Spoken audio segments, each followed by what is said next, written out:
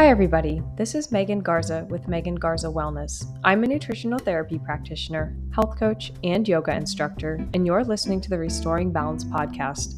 More women than ever are now dealing with digestive, hormonal, and skin issues and are not finding satisfactory answers or results. On this show, I teach you how to implement holistic lifestyle, dietary, and mindset strategies to help you get smooth digestion and balanced hormones to reclaim your health, feel confident about your decisions, and to finally live life on your terms. Hello, welcome back to the podcast. This is episode 28, and the title of today's episode is Bio-individuality. One person's medicine is another person's poison. Before we get into today's episode, if you're a fan of the show, this is just a reminder of how you can support the podcast by giving it a 5-star rating on Spotify or Apple Podcast, which helps my show get to other listeners who would benefit from it just like you. Also, if you want to stay in the loop, you can sign up for my newsletter. That way you can be notified every time I post a new podcast episode, make any new announcements about my services and how you can work with me, and also receive weekly relevant tips for digestion and hormones so you can optimize your health.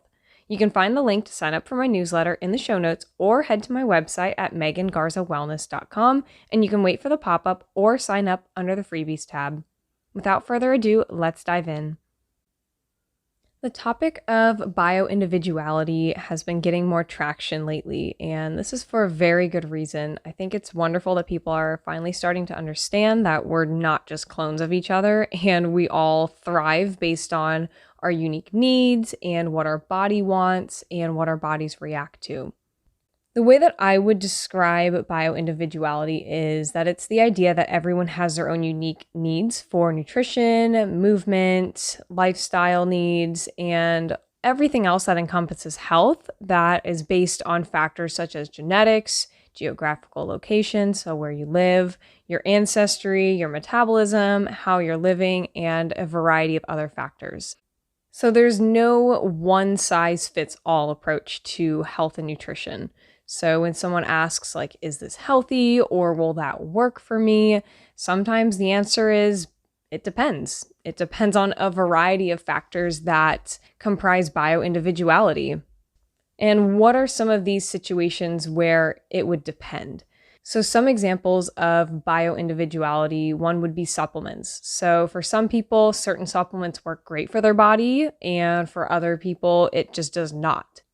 Another example would be how your body physically and emotionally is going to react to stress. So things like what is going to actually help you manage the stress? What are some of the things that have happened in the past that could impact your body's ability to handle that stress? What are your nutrient deficiencies that you are dealing with?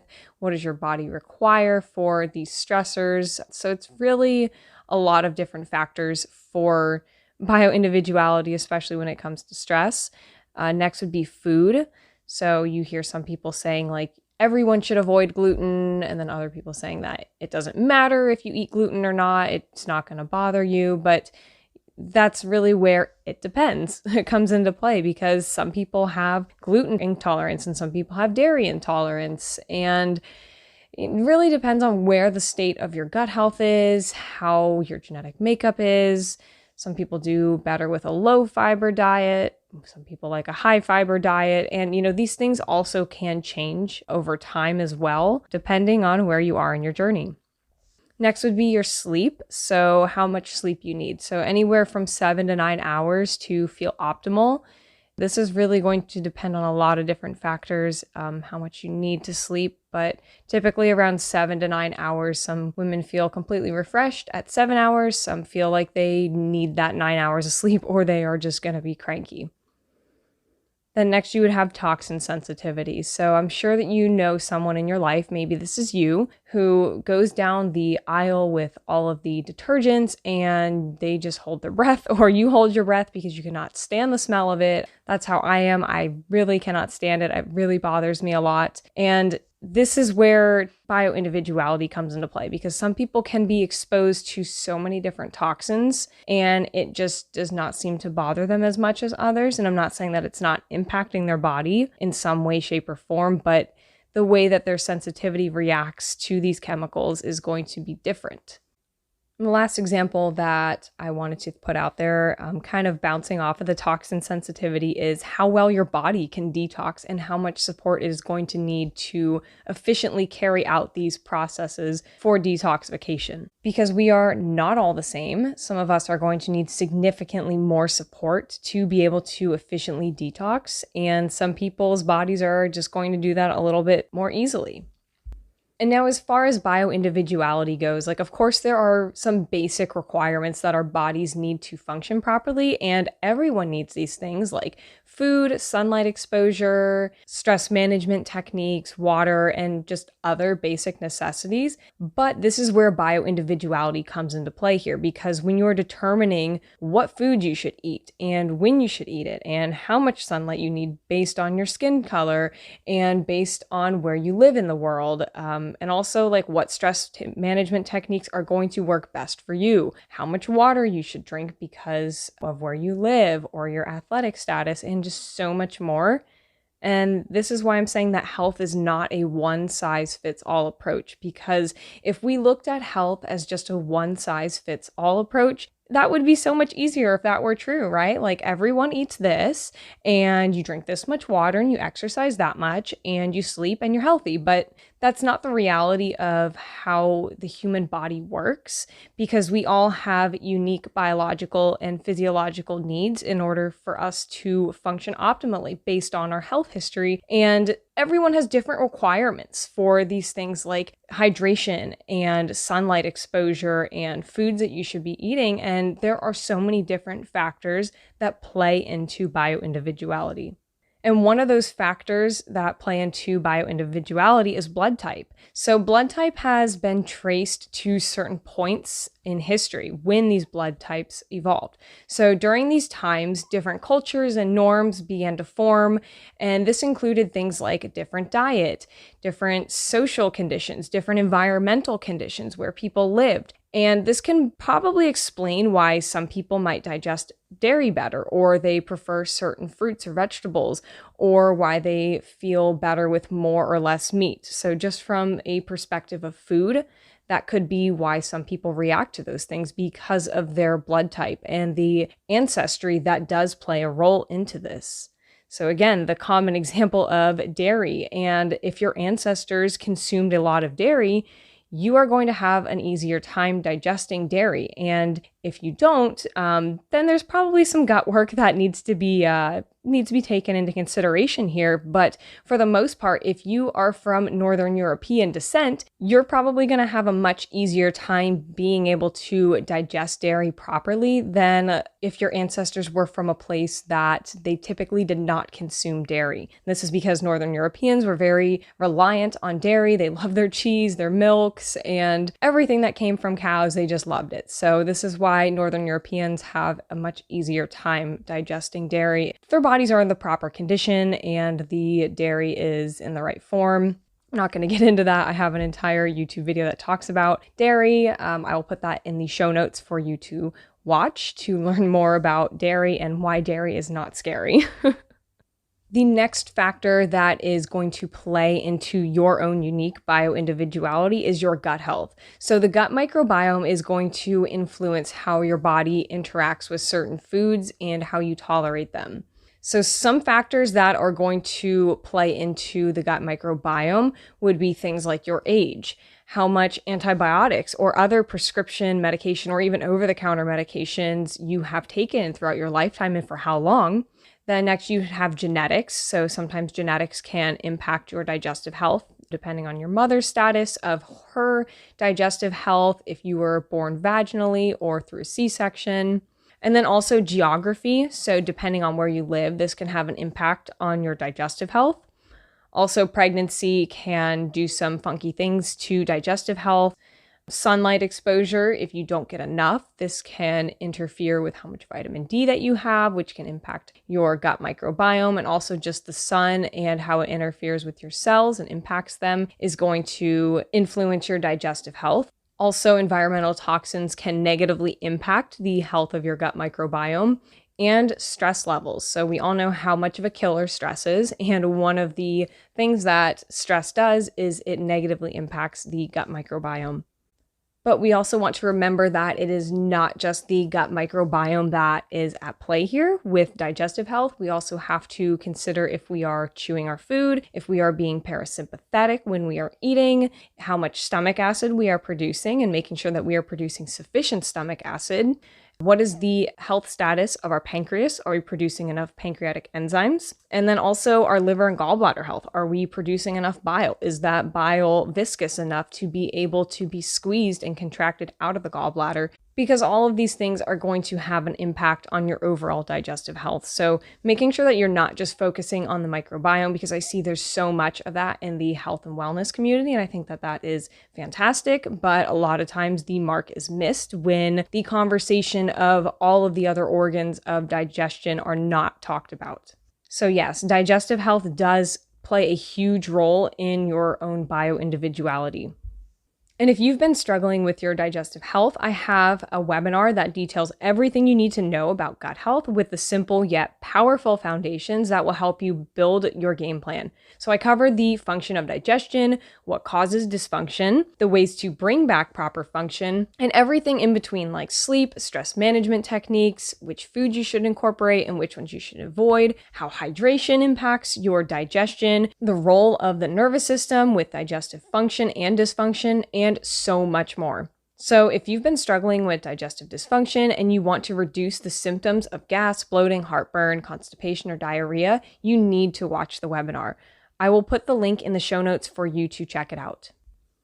The next factor that is going to play into bio-individuality is how we are living. So this is kind of a very brief synopsis of how we're living. It's kind of a very vague thing to talk about because there's so many different factors that play into how we're living. But a major factor would be chronic stress. So stress is going to impact your body's ability to tolerate experiences in life, toxins, stressors, and foods, just to name a few. And if you are in the state of chronic stress, it is going to put your body in a state of hypervigilance, and it is just going to disrupt everything from the HPA axis to your ability to digest foods to how your body is handling stress. So how you are living your life in general is going to play into bio-individuality.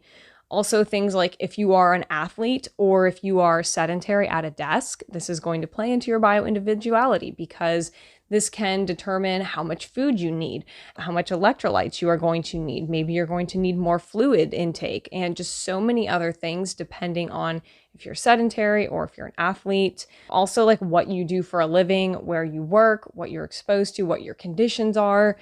If you are under artificial lights all day, all of this is going to impact your bio-individuality down to a cellular level. Another major player into bio-individuality would be your environmental toxin exposure, even things like previous or current mold exposure and just your overall toxic load. These are all going to impact your bio-individuality because they can contribute to your toxic burden, which can interfere with your body's ability to detox if your toxic load is too high. Also, if you have a genetic mutation, this can interfere with detoxification. So this is where you really want to be very careful about what you are being exposed to, what type of things you are being exposed to, and really working towards reducing or eliminating these things. If you're not sure about environmental toxins, I have an entire episode that talks all about this. I will put that in the show notes for you to listen to learn more about it. Your environmental toxin exposure is going to impact your body's ability to do many things. So this includes hormonal processes. It can interfere with that, can interfere with your digestion, and just impacts your bio-individuality as a whole. Because if you are being exposed to these things day in, day out, you're going to notice that your body is not going to perform efficiently. Another huge factor that gets overlooked a lot for bio-individuality is traumas. So this can be big T or little t, things like spiritual, physical, mental, emotional, and just any other trauma that there is out there, because some of these things can rewire your brain and how your body and mind react to specific situations and triggers. So an example of this would be that you were told as a child that you had to eat every single last bite of food on your plate, regardless if you were full or not. So as an adult, this could potentially create more stress around mealtime and cause physiological and psychological stress and just reactions when you are eating. So if your nervous system does not feel safe because of these traumatic events or event that you have gone through, it is going to play into your bio-individuality and your overall game plan for healing. Because if you are not taking this into consideration, then you're going to be missing a very crucial piece of information in your game plan to get you on a path of better health. Also, another really big factor for this would be your metabolism. So the nutrition researcher William Wolcott theorized that we have one of three metabolic types. So there's the carbo type, the protein type, and the mixed type. So the protein type is going to convert their food into energy more quickly than carbo types do, and they typically do better on high protein, high fat diets, whereas the carbo type is going to thrive on foods higher in carbohydrates and lower in fats, proteins, and oils. And then the mixed type is going to just do well with both types of food. And more research needs to be conducted about these metabolic types and its impact on bio-individuality, but our metabolism really does come into play here to figure out what our bio-individuality is and what our bodies need to use for energy and how our bodies are going to thrive from that food that we are taking in.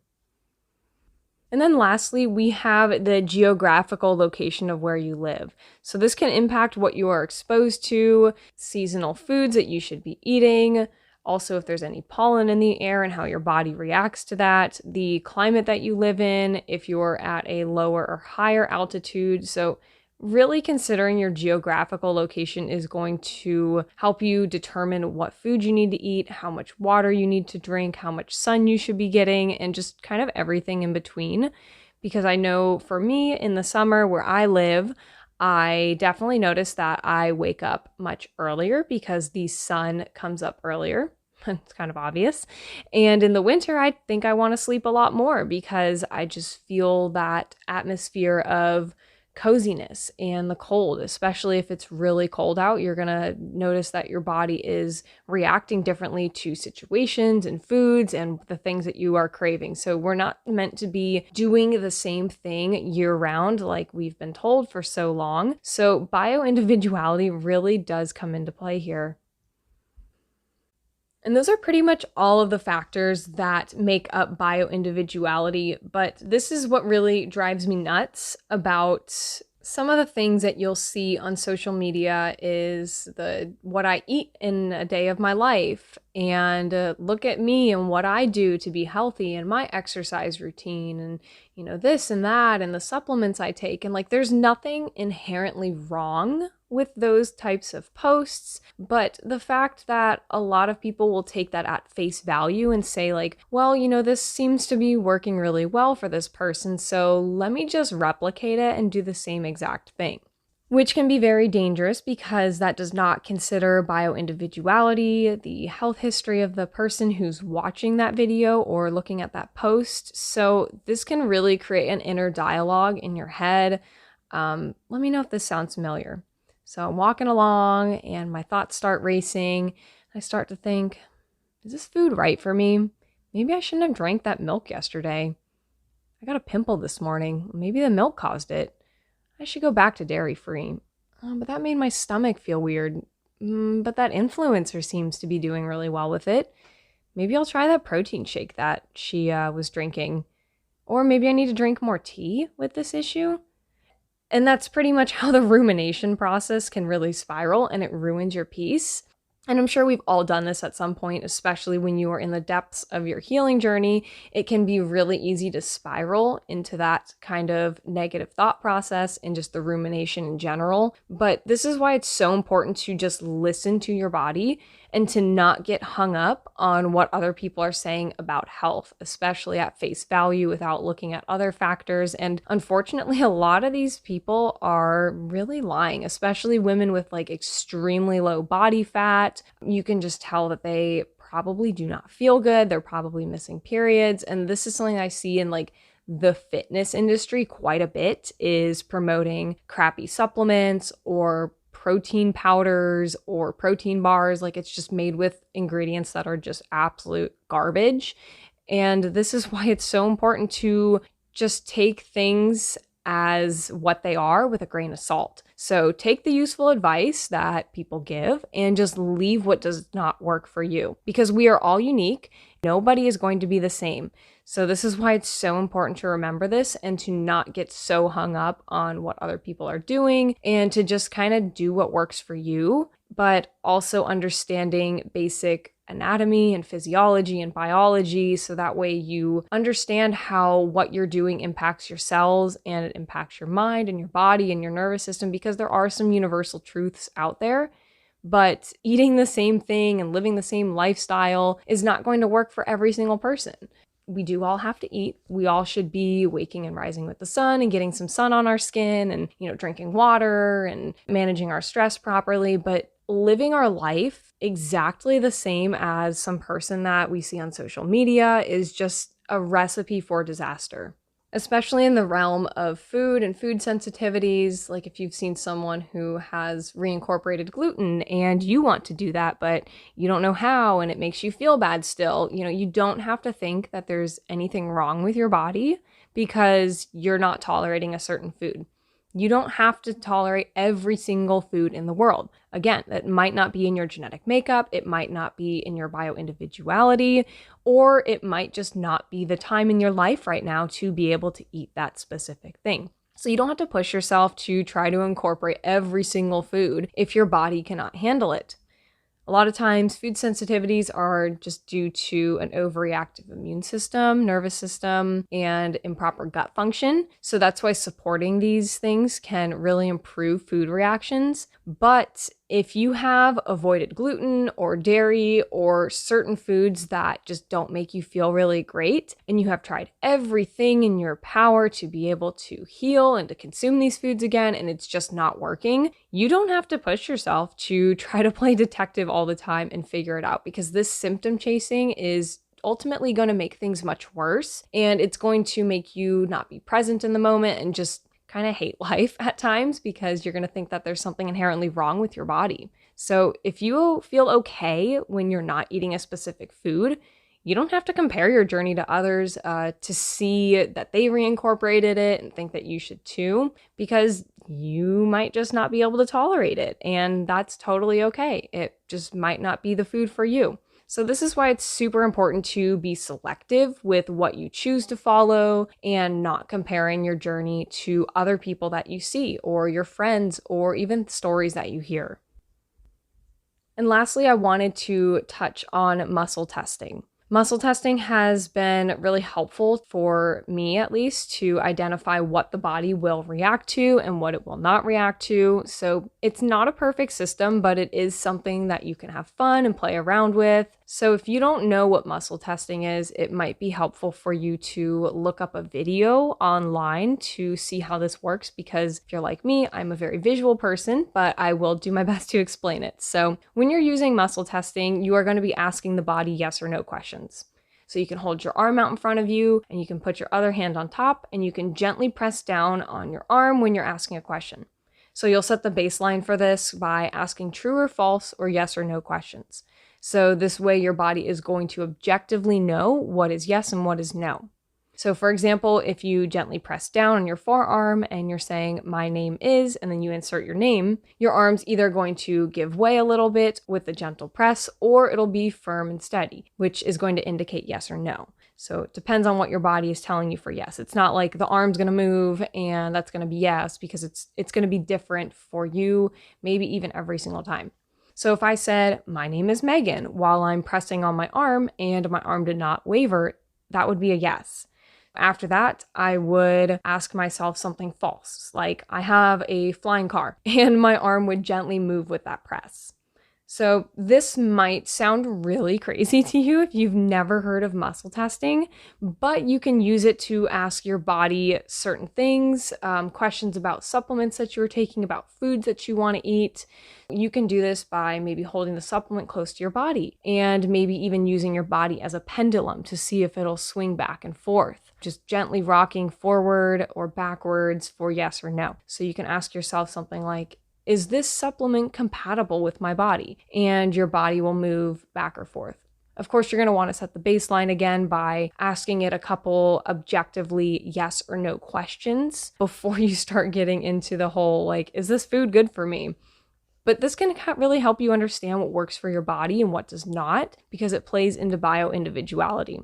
Now, of course, this is just a tool. You don't want to take everything, again, at face value and think that this is 100% the whole truth, because sometimes, there are little flukes in it, or maybe you're just not getting the right reading, or, whatever the case may be. It's just something interesting to play around with, and it doesn't have to be like an all or nothing, like this is the absolute inherent truth, because there are different things that happen in our bodies. And again, just using this as a tool and a guide to kind of help you make decisions, but not becoming super obsessive about something like this.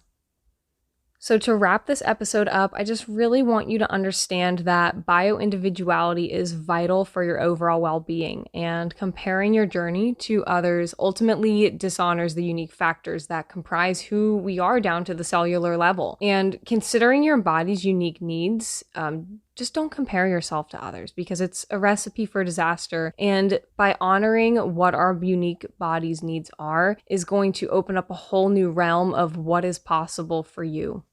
So just remember to take it step by step and to keep learning on your wonderful journey of wellness. Well, that's all the time that we have for. Thank you so much for tuning into this week's episode. Today, I talked about what bio-individuality is, what factors determine it, and the importance of not comparing your unique needs to others. You can expect new episodes every Wednesday at 12 p.m. Eastern Standard Time. This is just a quick reminder again of how you can support the podcast and stay in the loop. You can sign up for my newsletter. That way you can be notified every time I post a new podcast episode, make any new announcements about my services and how you can work with me, and also receive weekly relevant tips for digestion and hormones. You can find the link to sign up for my newsletter in the show notes, or head to my website at megangarzawellness.com, and you can wait for the pop-up or sign up under the freebies tab. Again, I just want to thank you so much for listening to this week's topic. Take care, everyone, and until next time.